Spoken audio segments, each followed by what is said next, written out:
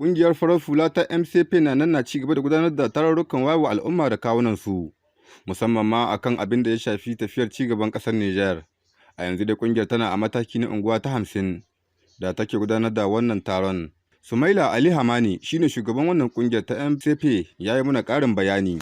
Nan Ramfon Harubanda da suka gayyace mu suka ce mu zo tun suna ga abun da muke yi a cikin Yamai da bangaren garin ruwa shekaran jiya kewaye shekaran jiya muna gaya abun da mutanen gaya suka yi abun a zuwa gani ne can wayanda suke abincinsu da wani da wane ne bai zuwa ran nan muka gwada musu ke mu nan Nijar ba mai taka mu. Sumaila Ali Hamani ya yi amfani da wannan damar ya yi muna ƙarin bayani dangance da ganawarsu da shugaban ƙasa, shugaban majalisar sojoji domin ceton ƙasa watan Brigadier Janar Abdurrahman Chani. Yau tun da saye da muka yi magana awa 5 muke magana da shi ya saurari kowa yake ya saurare ku amma ni ina jira ne in same ku biska abu hudu ne ya yi magana ga bangaren noma ciwo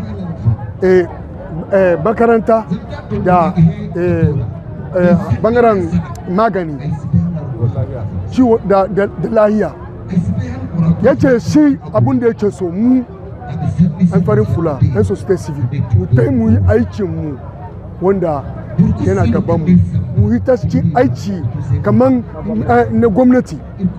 Ministre de la Défense ya sa abin da ke ministre de la Santé ya sa abin da yana shirin shi na ciwo ya sa abin da yana shirin shi don ba mu ne kamata mu zo mu gaya musu abin da kamata su yi a mu yi gwagwarmayar mu mu yi ma mutane magana tun da mu da mutane ne muna contact direct kamar abin da kana gani yau ga shi nan mutane suna gai abin da suka dama ya ce mini kullum kana nan kana yawo na san mutane in sun ganka kamar ni suke gani. Ibrahim wanda aka fi sani da Ibu Kurtaize shine kuma manajan babban shagon nan da ake kira Promotion Hamma Amadu shine ya shirya wannan taron, ya yi muna ƙarin bayani. Abin da ya samu ka mun abun ga taron nan don a hana maganganun da ana yi cikin anguwa ko cikin gida maganganun da yana sa mutane su yi dekuraje ga CNSP.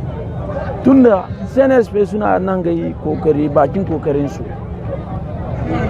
Mutanen da suna ke a kama isu aka aikaza a'a mu ba ma zancen waɗannan.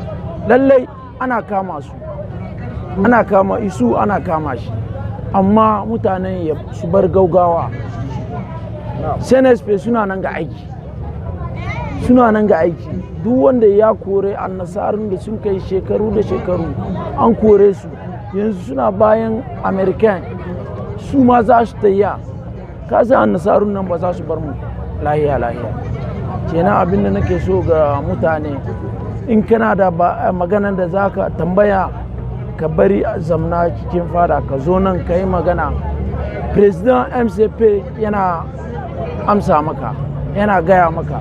Tun dai bayan juyin mulki ranar 26 ga watan Julin shekarar 2023 ne dai ita dai wannan kungiyar farar hula ta MCP take ci gaba da shirya waɗannan tarurruka a nan birnin Nijar da ma cikin wasu sassan ƙasar Nijar gabaki ɗaya domin kawo nata goyon baya ga majalisar sojoji domin ceton ƙasa domin ci gaban ƙasar ta Nijar, inda kuma suke da fatan zagayawa a cikin wasu ƙasashen waje domin wayewa al'umma da kawunan nasu.